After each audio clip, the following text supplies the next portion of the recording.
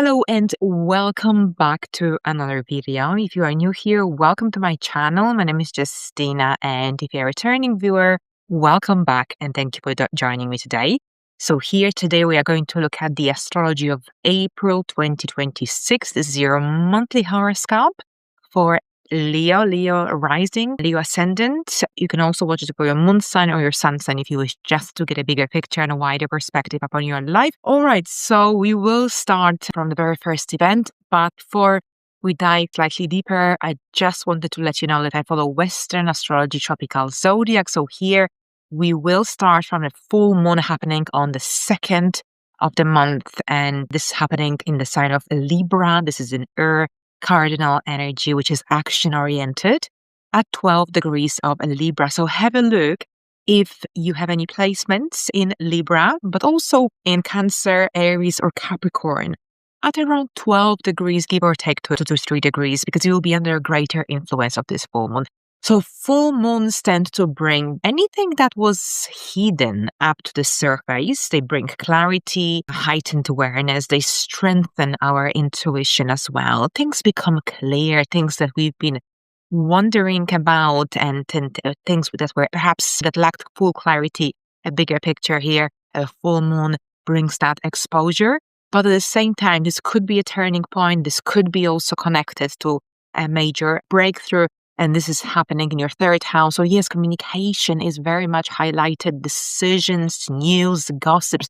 This is all the 3rd house themes and energies. Anything to do with learning, everyday interactions, your siblings, next of kin. So generally, full moons bring that sense of culmination and clarity. This could see you dealing with some important contracts, agreements, perhaps having some important conversations, making important decisions. Maybe this is about an important project or perhaps situation involving your family members, for instance, as well. So this full moon helps you to see things more clearly, but at the same, it could bring a turning point as well. So this will depend on your circumstances.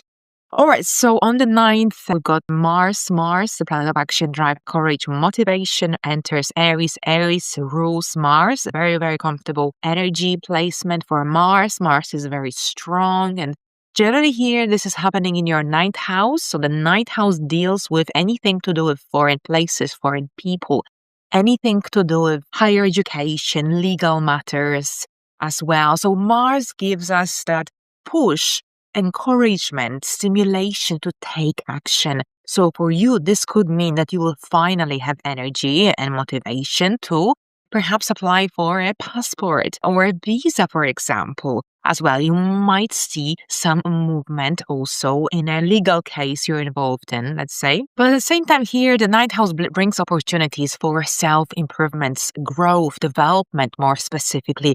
This is higher learning. So there's a lot of stimulation in the air here. They need to learn. They need to know. They need to explore. Travel might be on your mind, traveling. You might be booking a trip. You might be traveling during this time. So generally here, we've got this need for exploration, adventure under the influence of this energy throughout the rest of April into May. And on the 13th, we will explore the 13th because Mars will align with Neptune.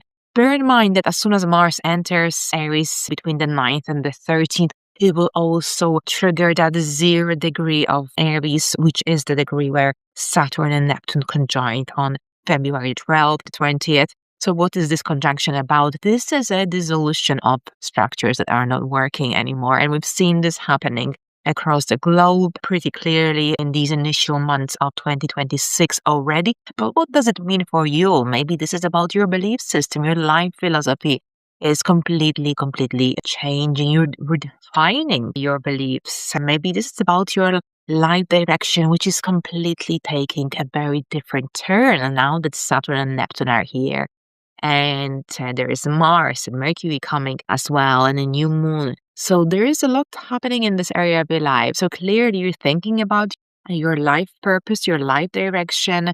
And if something isn't right, then you've got this really lots of stimulating energy to change something. All right, so that's the 13th. Don't plan anything big. Don't plan anything significant. This is a very spiritual, imaginative day.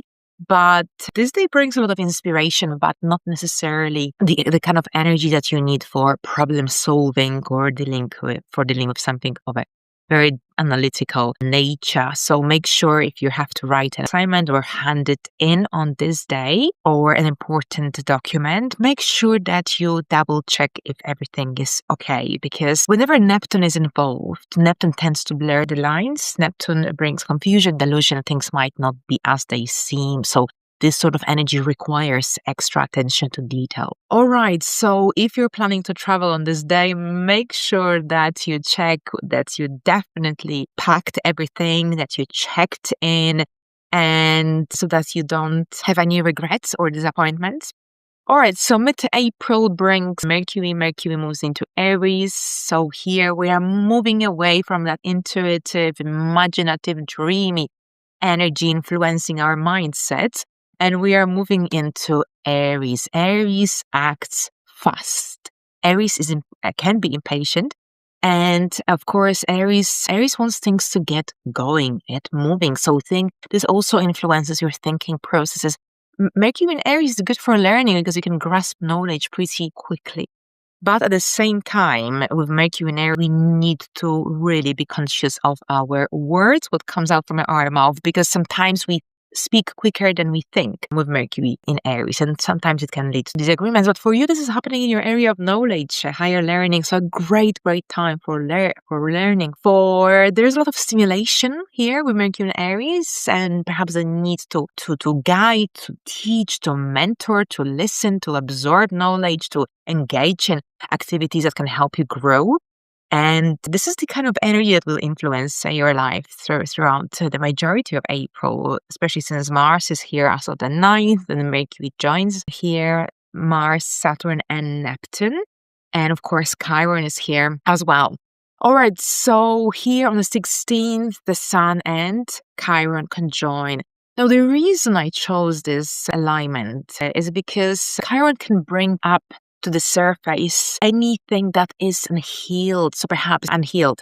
So whether that's your emotions or memories or feelings from the past, anything generally that kind of highlights that sensitivity, especially around your beliefs, your feelings about your own intellect, your knowledge, perhaps your sense of assertion, or perhaps your ability to express your views openly. So anything that perhaps any situation, unhealed emotions, memories from the past connected to these sort of dynamics might resurface, giving you a chance to look at them from a different light, different perspective, and let go. All right, so here on the 17th, there is a new moon in Aries happening at 27, 28 degrees. So a late degree of a new moon indicates a sense of urgency. It indicates very often this feeling like we are running out of time, that we should attend to a project, a matter, an idea before it's too late. Of course, new moons bring new beginnings. The moon is dark at the time of a new moon. So this also indicates that there isn't that full clarity.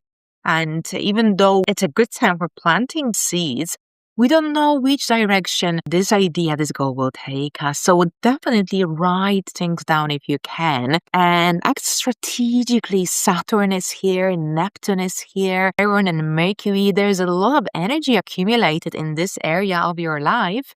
So this new moon could bring some opportunities for traveling. It could bring some new educational goals or paths, depending on your circumstances, maybe some teaching or publishing projects for some, maybe a greater desire to travel, to explore, to learn new things.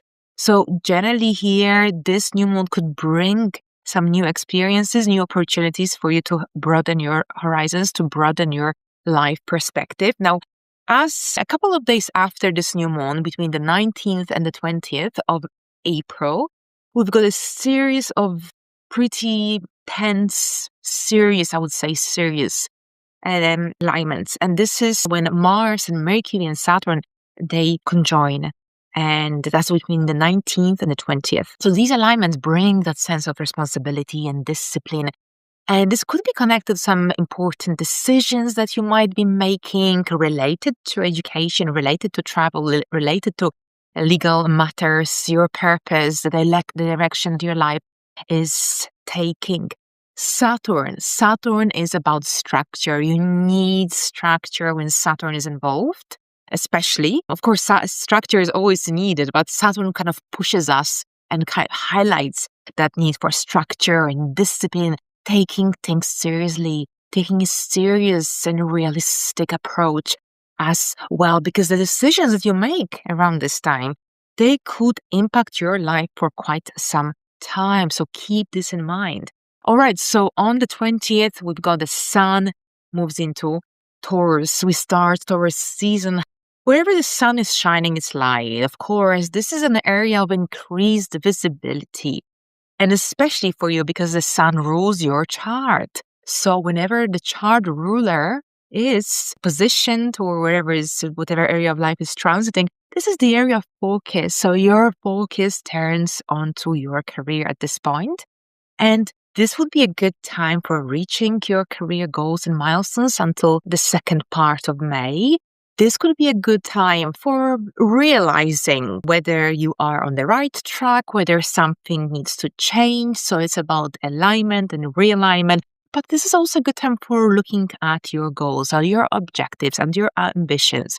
So Uranus is almost on its way out. Think about all these big changes and shifts you've been through since about 2019, and think about how much has changed in this area of your life, because this is now coming to an end, and this shift of energy is moving now into your area of friendships very, very soon after we've got the Taurus season begins. So while we are in Taurus season, there's a beautiful and interesting, erratic, unique, original, as per the keywords, Uranian keywords.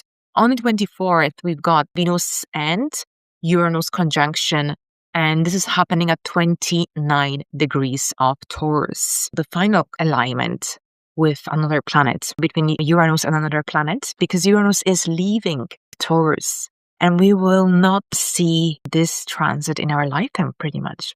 So this is huge. This is absolutely huge. So what is Venus and Uranus about before this big shift occurs on the 26th? This is happening in your 10th house. Of course, Venus is the ruler of your 10th house, and Uranus is the ruler here of Aquarius, and this is your 7th house. Could be very much connected to some surprising news, ideas, breakthroughs happening in your area of career, maybe some sudden opportunities, maybe a surprising change of your direction, maybe some new connections, for example, that may emerge, that may influence your career path moving forward. Whatever it is, keep your schedule light from the 24th. Anything can happen, of course, in a positive sense. I'm not trying to be here overly dramatic, but Venus is a beneficial planet and Uranus is an erratic one. And here they both conjoin in your area of career. So keep an eye open for these new opportunities that may show up in your life. And on the 26th, a big day, we've got Uranus moving into Gemini. We experienced these energies last year between July and early November. So think about all these shifts and in your area of future goals and networks and group teamwork. And because here, once Uranus enters Gemini, this is a kind of influence that will impact your area of friendships, networks, long-term goals for the next, I would say, 7 years at least. Uranus brings that sense of revolution wherever it goes. So what this means is that you will be going through friendship shifts and changes. Generally, friendships, communities, connections, social circles that are out of alignment, they will naturally dissolve, break away. There'll be new people coming into your reality, into your life. But at the same time, what this could also mean is that you might be attracted to very different people, very different individuals. And this could see you joining new groups. There is that perhaps sense of more uniqueness or originality, a greater attraction to something different kind of communities, different kind of connections. You might also go through a series of collaborations, some unique, original collaborations. And generally, connections, friendships might be also appear in your life in some unusual circumstances.